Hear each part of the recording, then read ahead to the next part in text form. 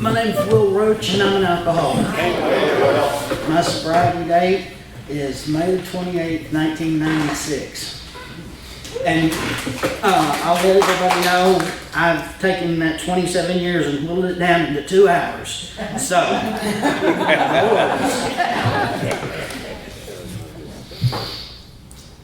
I've got to preface this with several facts, so some of what I say makes sense. The first and most obvious is I'm transgender. I was born a cute little baby girl, and that didn't work out for me. I grew up in an abusive home. You know, it's one of those, my mother's passed and I loved her very much, but she had problems. She probably should have drank. But she didn't, and nobody in our family drank except my dad's best friend, and he's like family. I have suffered from depression since I was a small child. I wrote my first suicide note when I was 7. I just didn't know how to get dead from that. I knew I wanted to be dead. I have a sister that died, and I always thought it was unfair that she got to die and I didn't. Because it really sucked at our house. It was tough. And then, from the time I was little, I watched TV, old movies, everything. I had a fascination with alcohol, even as, little kid. I saw them drinking on TV, and they all looked happy. I saw some old movies, and I thought, like I'll Cry Tomorrow and Days of Wine and Roses and a few other titles. And I saw those people drink, and it did not work out well for them. And I thought, that's not the kind of drinking I'm going to do. I'm going to drink like these other people that get happy. Didn't know that I was going to grow up to be what I am, an alcoholic. But when I was in the 5th grade, our science teacher showed us how to make wine from grape juice and yeast and sugar. When I got a little bit bigger, like about 12, I thought, I'm going to try that. And you know what? It works. It doesn't taste very good, but it works.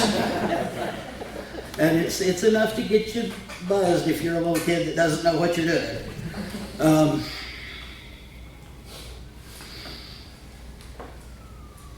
From there, I went in. We had moved to a little town up around Black Rock. I was unhappy there. I didn't know who I was. I didn't know what I was. And I was already self-harming along with the drinking.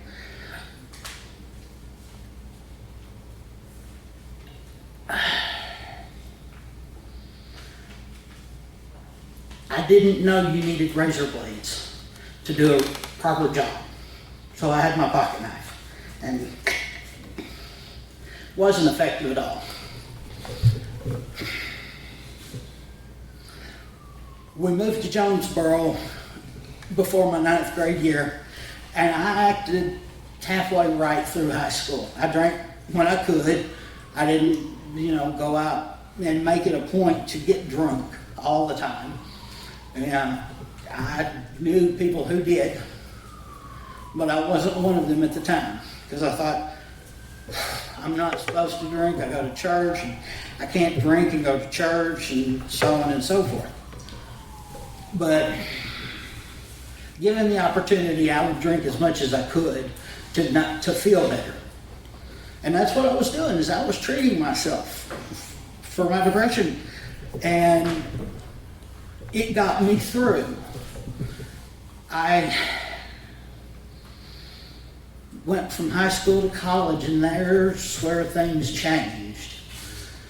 I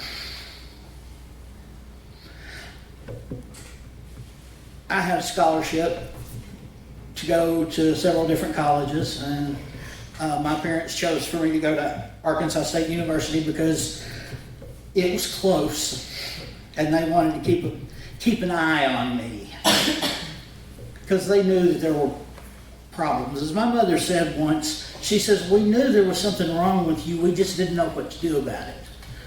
And so, at 19, I went to a party and I got as drunk as I could humanly get. And I offered my friends the choice of me driving off the overpass on Stadium or me driving off the overpass on Stadium. And they didn't agree with either choice. They took me to George W. Jackson Mental Health Center. And some of you older folks have heard of George W. Jackson. It's, what's the name of it now? South something or another mental health center here in town. And they were like wanting to keep me. And I said, oh, I only do that suicide thing when I drink. I said, it's just, well, have you thought about going to AA? I'm not one of those drunks.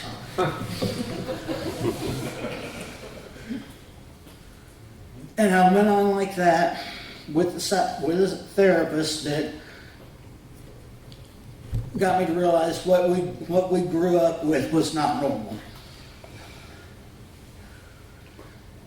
And that a lot of my problems probably came from that.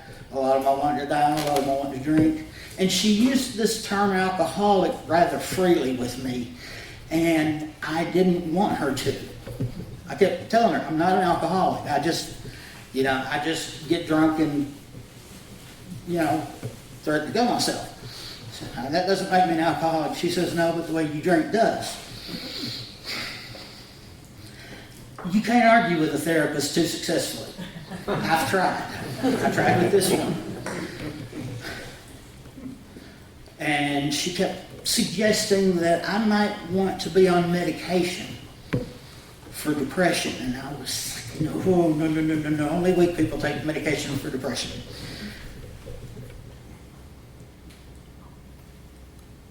Just as an aside, I take 3 or 4 different medications for depression now, so I'm one of the weak people. My scholarship that I had went away rather quickly with the drinking and the parties that I went to and the classes that I didn't go to.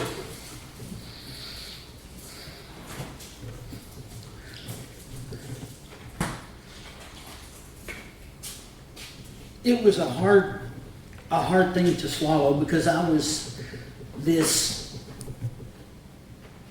really smart kid that was supposed to do all these things, and within a year I'd failed. And I didn't understand that. I couldn't understand why God let me fail, because I wasn't supposed to fail. I was supposed to succeed. And while everybody around me was finishing their degrees, and I was kind of wandering lost.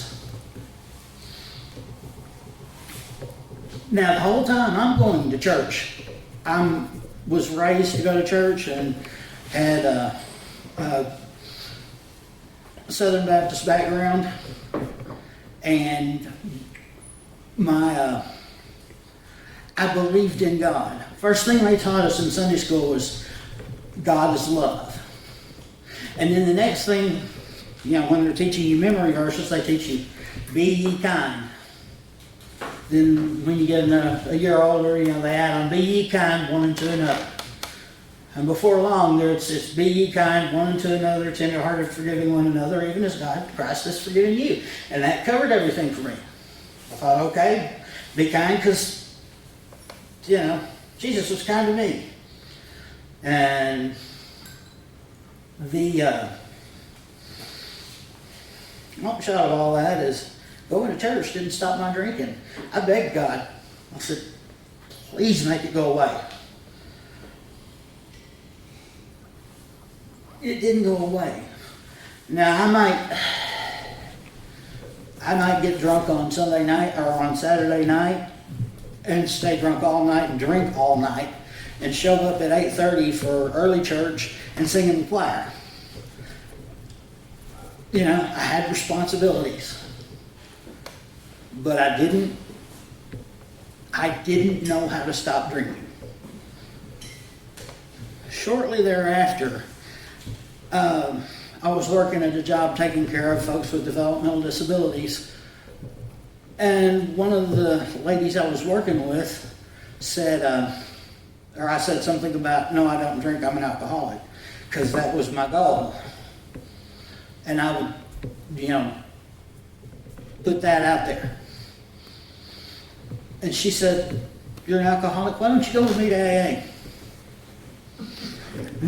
No, I don't think AA is for me. She said, have you ever been? No, but, so I agreed to go with her. My first AA meeting was in that trailer. So it's been a while. We got there. She says, reach under the seat under your seat and get that tray out from under there. And I said, tray of what?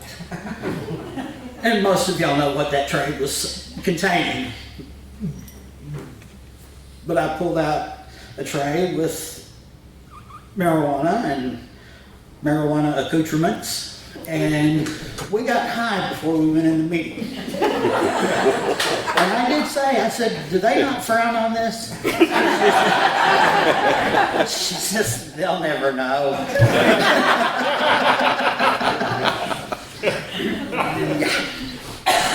We went to the meeting.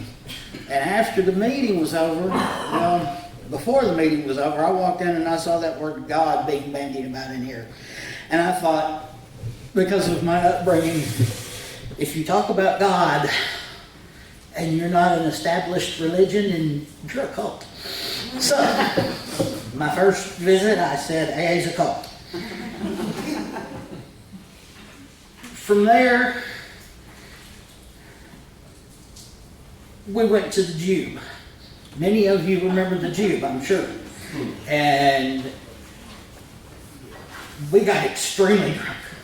I mean, I'm surprised we got anywhere and beyond the parking lot. But we did. We got back to her house, and I was too drunk to go anywhere, so I slept there. We got up the next morning, and she said, that's not really the way it's supposed to go.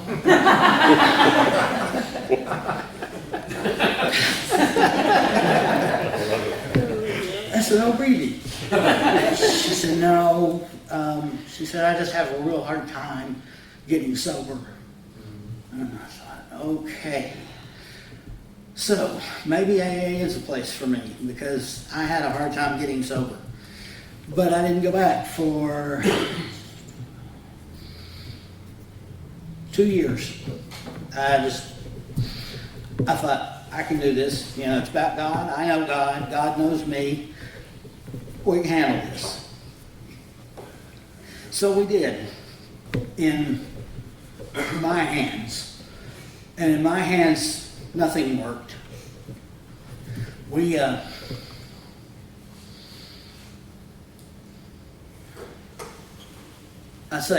I tried, and God just stood up there and patted me on the head and said, you poor little thing.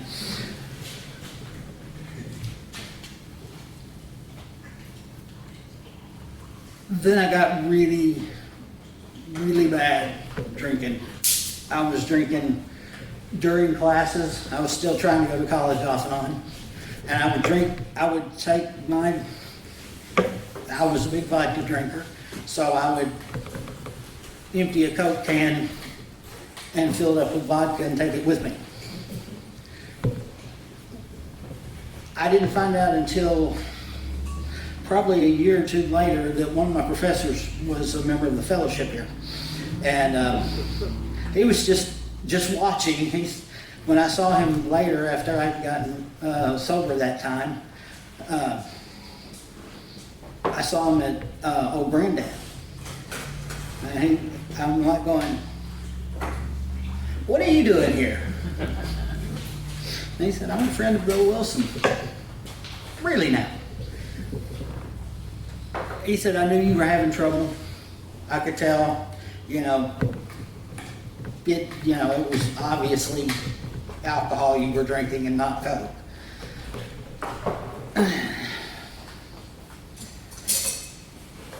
I thought I was so smart, but I wasn't. So we went from there to, I was getting drunk and sitting up all night watching this cafeteria or cafe. There was a long door-length window by my door, and I could see this cafe across the street. And they were open 24 hours, and I would sit there and watch until I passed out. The reason I watched is because I knew if I went to sleep, when I woke up, there wouldn't be a single soul left on the earth. And I honestly believed it. I thought, that's crazy, but they'll all be gone, and I'll be here by myself. So I did that for a while. I went to church still. Total farce. I mean, I wasn't a part of anything. And I went, and finally one night I got extremely drunk and was wandering around downtown. This was long before downtown was what downtown is now. It was still a little seedy. And I started to think, and I thought, I think I've seen AA in the phone book. And I opened up the phone book at this phone booth in front of what used to be Royal Pharmacy, and it's not there anymore. And I called Alcoholics Anonymous. And they were like, where are you? And I told them where I was. They said, okay, is there a phone number on that telephone? And I gave them the phone number. They said, we'll have somebody call you in just a minute. Don't move. And sure enough, it was just like that, the phone rang. And it was a very nice lady that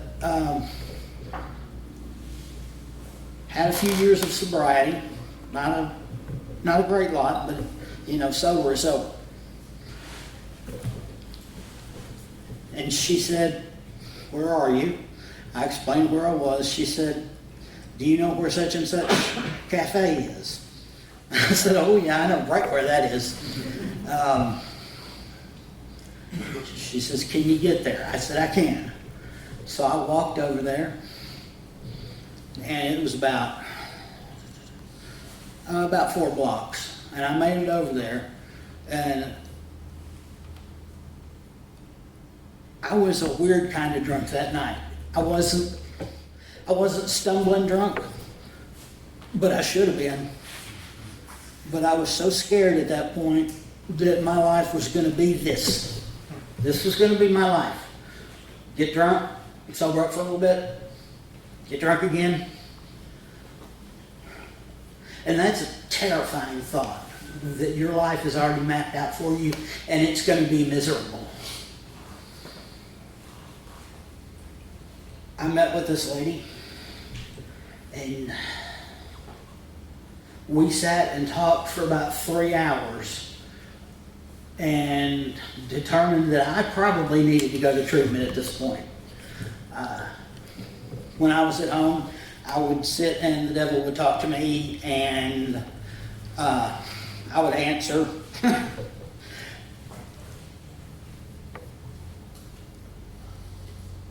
And it was just scary at that point. There was no comfort. There was no relief from drinking anymore.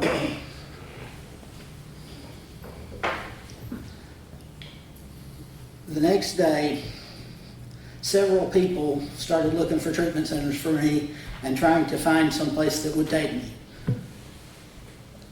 And we found a place in Little Rock called the Log House, if any of y'all are familiar with that. And I called them, and I'm like going, the only way I've got to get there is to drive my own car. I said, will you let me do that? They said, we normally don't, but, you know, you bring the keys to us when you get in there, and it'll be all right. And I got there.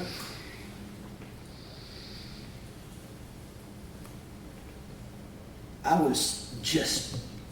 didn't know what to expect, because I'd never been in treatment before.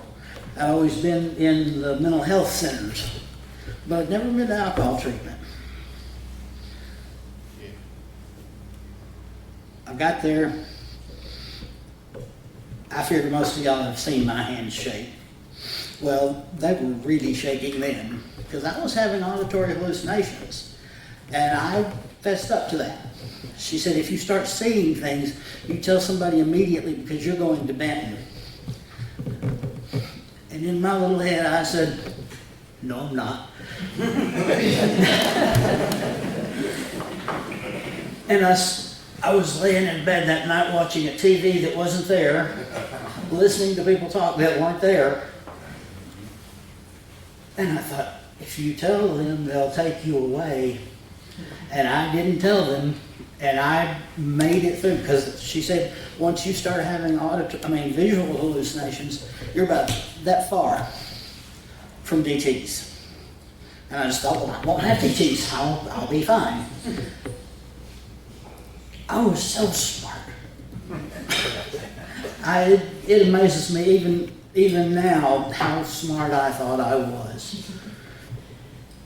My life was in the toilet, and I thought I was smarter than everybody else still.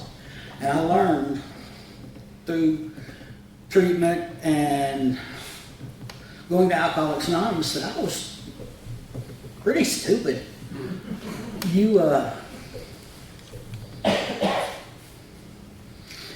It's amazing. This fellowship has made such a difference in my life. It has changed everything. I am so grateful that this is here.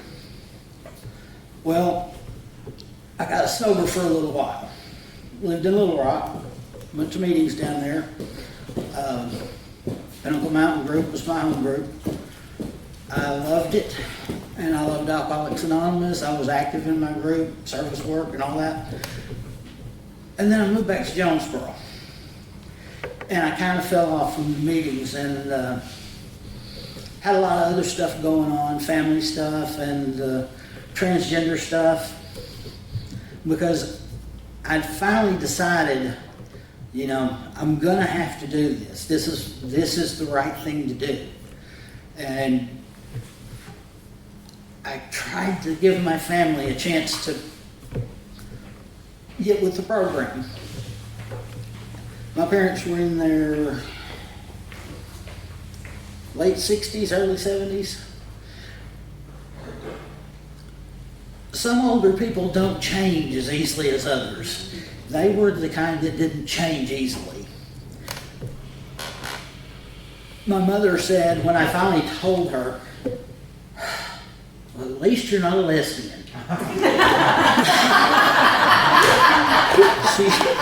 She meant it. She was dead serious. It just, that terrified her, the thought of me being a lesbian. So one day we're eating out, I'm with my mother and dad, we're at a catfish place, and she keeps calling me she.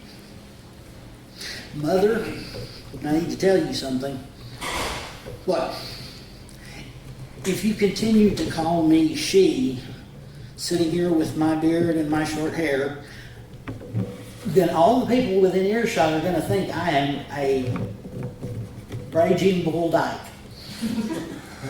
She didn't call me she anymore.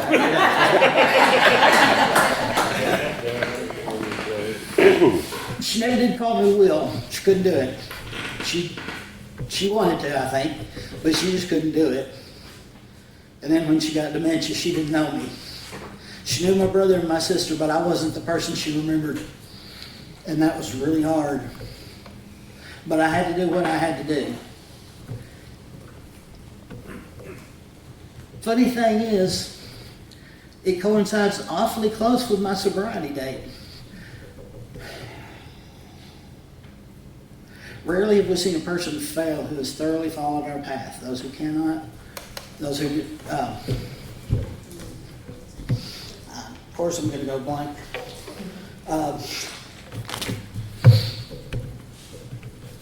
Men and women who are constitutionally incapable of being honest with themselves. There are such unfortunates. I had to get honest with myself about who I was and let it take its course. The funny thing is every door I walked up to in the process of changing from Abby to Will swung open wide for me from that point forward. And it was like God intended for this to happen. And I'm like going, this is too easy. The other shoe has not dropped yet. I don't expect it to. I went on, not much longer after that. I was still tired of things and still hurting and still depressed. And on the weekend before May 8th, I said, I'm done. I'm going to get drunk.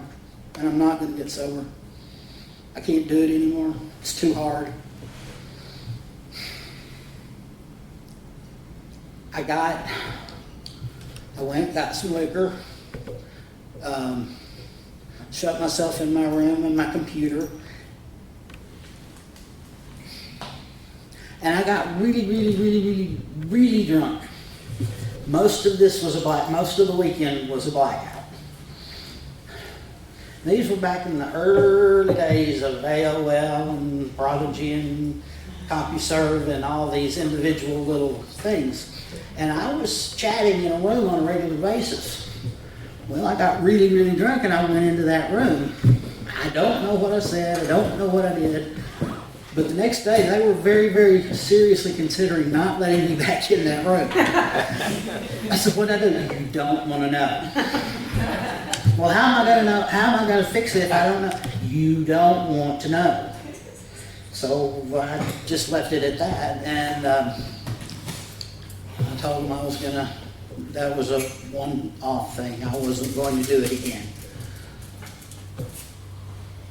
The reason I said that, I realized that as bad as I wanted to drink and die, I wouldn't be going by myself. I had people that I would be taking with me. And while they may not die from it, it would kill them. And friends, family, it was not acceptable at that point to give up. And that was May 28th, 1996. Well, life goes on for a while, quite a while actually, and things got better. Left out something important. In 1990, I went with the intention of shooting myself. I had my little pistol with me in my pocket, and I left, and my roommate said, if you leave, we're calling the cops. I said, don't call the cops, and they called the cops. Well, I'm down in that neighborhood you were in today, Roy. I was walking around down there with my gun looking for a place that children wouldn't find me. And I went, and finally the cops found me. I stuck the gun in my pocket because there were people around. And I said, I'm not going to fight you. Just do what you have to do. They got me in the car and took me to the state hospital first. And because I was working and had insurance, I couldn't go to the state hospital. So then they took me to Baptist where my insurance was. They took me and they locked me up and they checked me in. And this nurse sat down to do my intake. asking me all these questions, and I was relating all my little horror stories. And this time that my friends had to call the cops because I'd slit my wrist, and this time that my friends had to call the cops because I'd done this and done that. And she looked at me and she said, you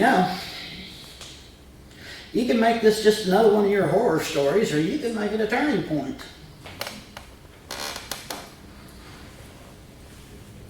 And it dawned on me that I didn't have to live my life like this.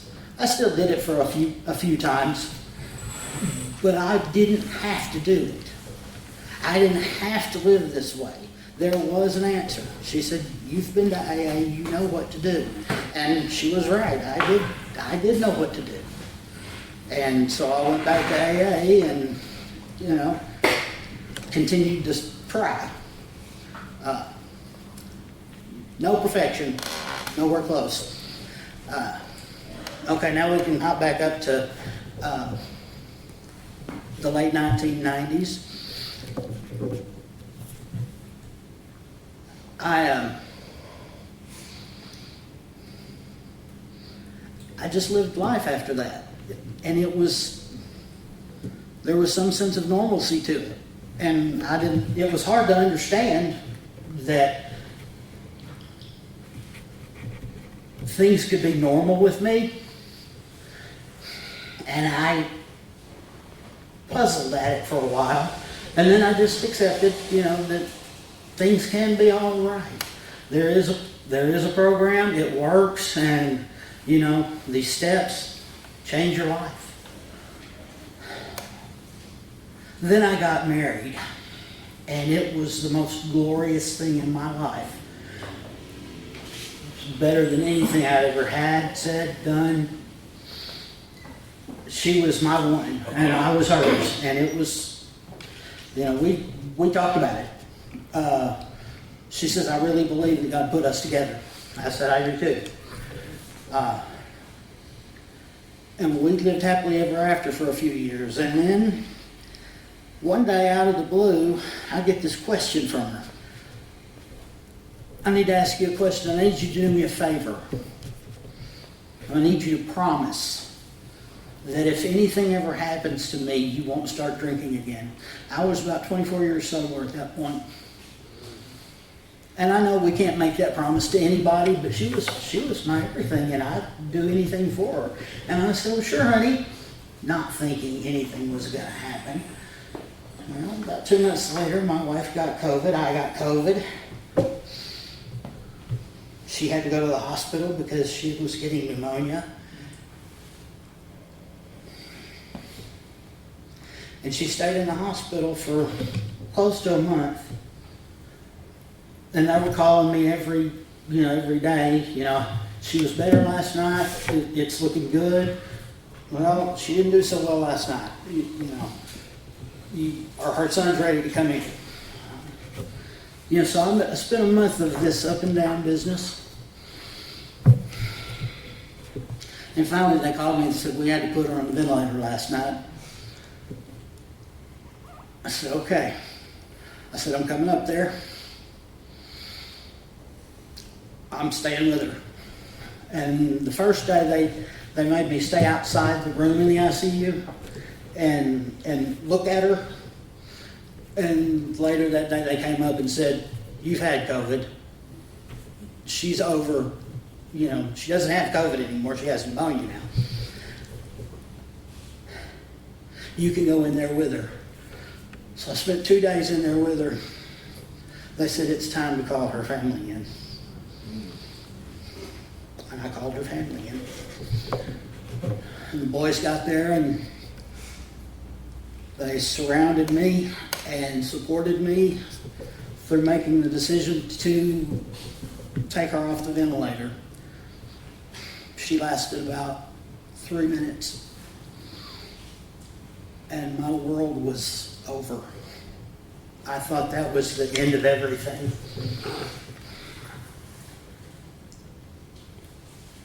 And I wanted to go drink. And I had lost a mate before through being dumped. And my opinion about that was she ain't worth drinking over. But when Jenny died, it was different. I let her go grudgingly, and then I wanted to drink, and all I could think about was drinking. And I thought, I've got this weird thing with promises. If I make you a promise, you can damn sure bet that I will not be breaking it, unless, somebody's threatening to cut off my head maybe. But I don't break promises. And it made me so mad that I'd made that promise to her.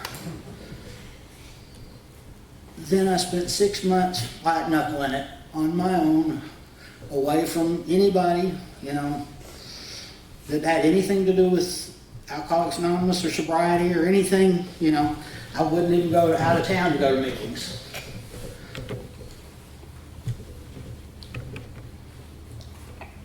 And one day it all came down on me. This little,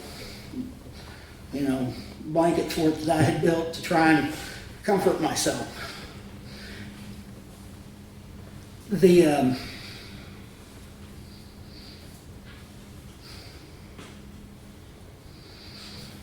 I was supposed to have shots in my knees that day. I got to the doctor's office and I was, just vibrating. I was shaking so bad and sweating, and they said, we need to take you to the ER. Your blood pressure's just out of here. And they took me down and they said, we're not doing your shots today, by the way. The gist of that is I was falling apart really fast. And I thought, I know where to go. So, it's time to quit trying to do this by myself. It's ridiculous for me to try and do this by myself. And we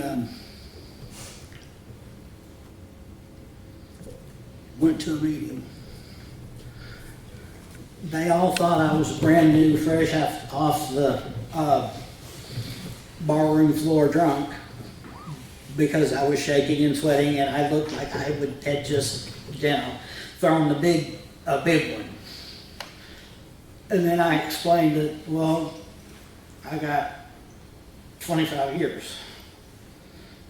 And they're looking at me like, okay. But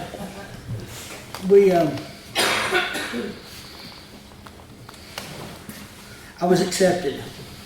Nobody said, well, you should have been in here 2 months ago. You should have been in here 6 months ago. Everybody just said, welcome home. I am so grateful for this fellowship of Alcoholics Anonymous.